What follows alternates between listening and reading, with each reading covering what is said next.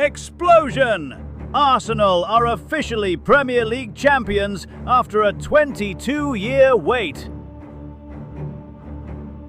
The script is officially complete, with one round remaining. Early this morning, Arsenal became the undisputed Premier League champions for the 2025 to 2026 season.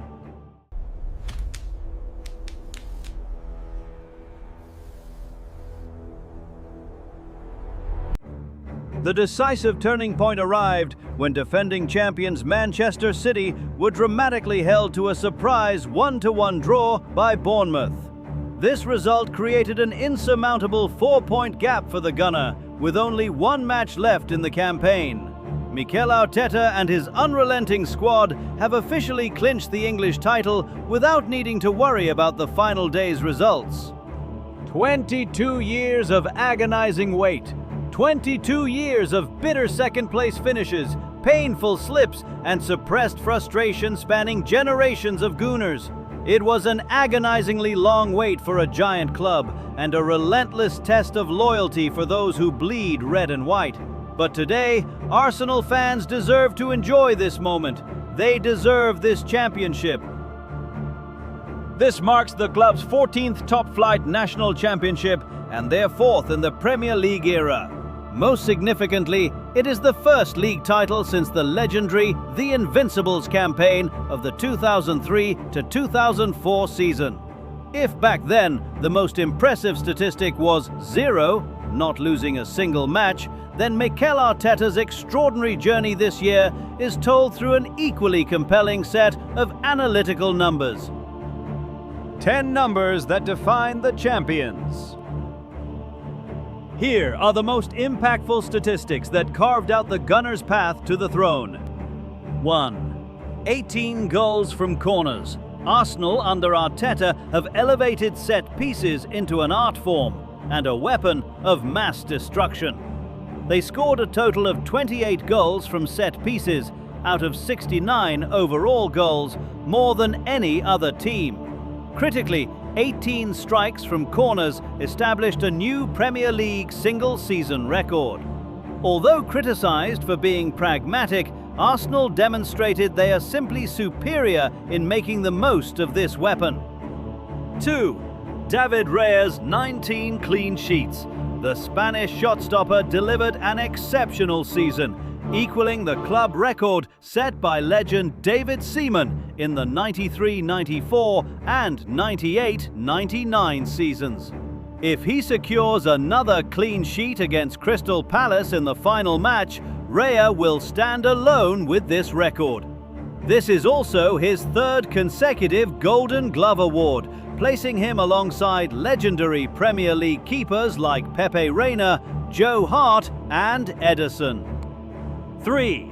Only 0.74 expected goals conceded (XGC) per match. Arsenal's championship was built upon a wall of steel. They conceded only 26 goals all season, the fewest in the division.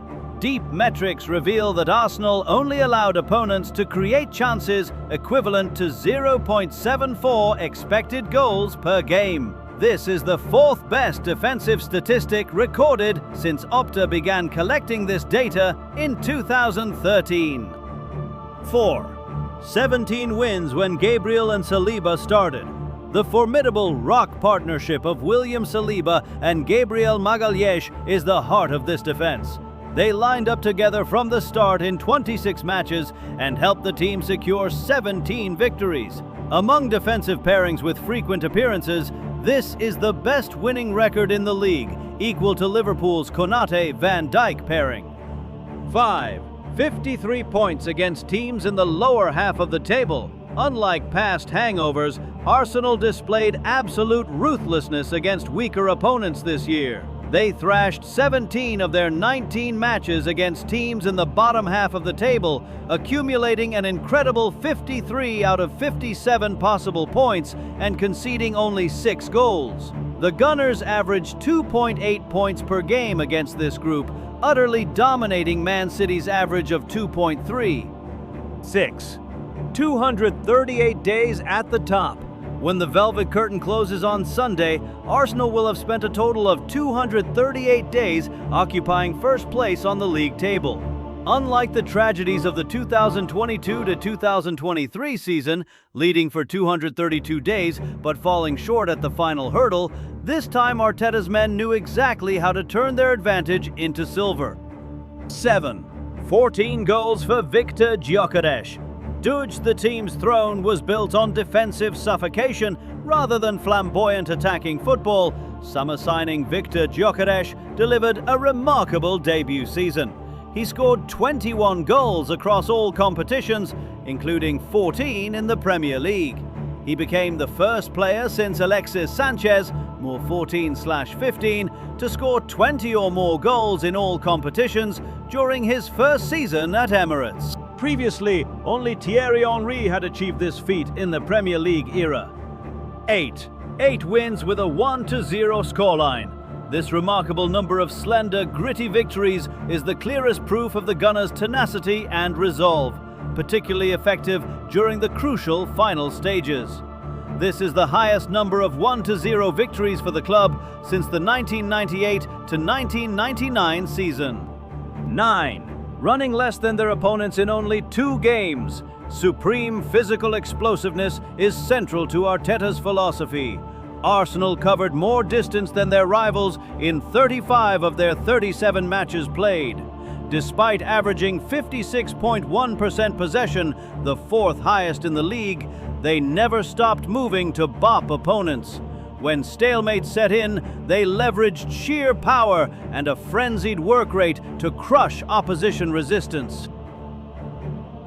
10. The 44-year-old champion, Mikel Arteta.